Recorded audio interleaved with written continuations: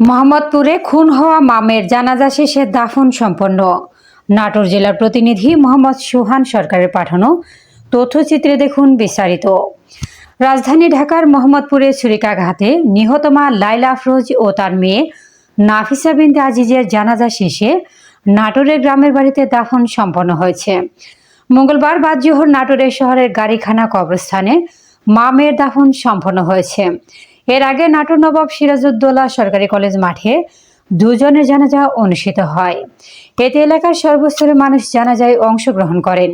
ওই দিন ভোরে নাটোর শহরে বড়গাছা এলাকায় পৌঁছায় মামের মরদেহ। এতে পুরো পরিবার শোকের ছায়া নেমে এসেছে। এ সময় মরদেহ বাড়িতে আসার খবর পেয়ে আত্মীয় স্বজন ও এলাকার লোকজন দেখতে ভিড় জমায়। নিহত লাইলা আফরোজ একজন গৃহিণী ছিলেন। তার মেয়ে নাফিসা বিনতে আজিজ মোহাম্মদপুর প্রিপারেটরি স্কুলের নবম শ্রেণীর শিক্ষার্থী ছিল। ঢাকার মোহাম্মদপুরে গতকাল সোমবার সকালে একটি আবাসিক ভবনের ৭ম তলার বাড়িতে গৃহকর্মীর ছুরিকাঘাতে খুন হন মা মেয়ে। ২০১২ সাল থেকে শিক্ষক আজিজুল তার স্ত্রী ও মেয়েকে নিয়ে ঢাকার মোহাম্মদপুরের একটি আবাসিক ভবনের ৭ম তলার এক ফ্ল্যাটে বসবাস করে আসছেন। বুকের দিকে মেরে মৃত্যু নিশ্চিত করে স্বর্ণালংকার, টাকা পয়সা, দলিল, কাগজপত্র, আরও গুরুত্বপূর্ণ কী কী জিনিস এখন আমরা জানি না, অনেক কিছুই দেখার আছে। সে চলে যায়। সে মাত্র 4 দিন বাসায় নিয়োগকৃত ছিল ছোটা বোয়া হিসাবে। সে বলেছিল তার বাড়ি রংপুর, বাবা মা পুড়ে মারা গেছে। মেয়েটার আইডেন্টিফিকেশন হলো গলার এখান থেকে বুক পর্যন্ত পোড়া, হাতে পোড়া। সে ফর্সা, সুন্দরী, ধীর স্থির কথা বলে, খুব স্মার্ট, কাজেও খুব অ্যাক্টিভ। এটা তার বর্ণনা। তার হাতে পোড়া দাগ, গলা থেকে এই পর্যন্ত পোড়া দাগ।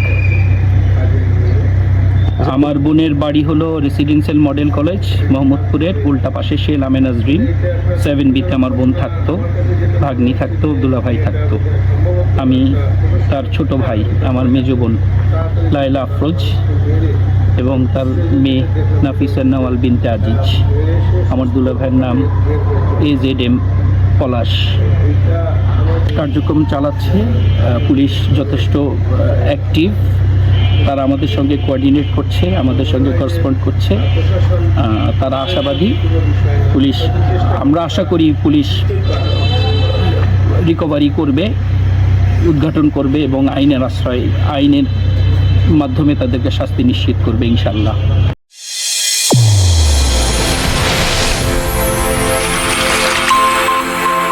চ্যানেল A1 হৃদয়ের স্পন্দন।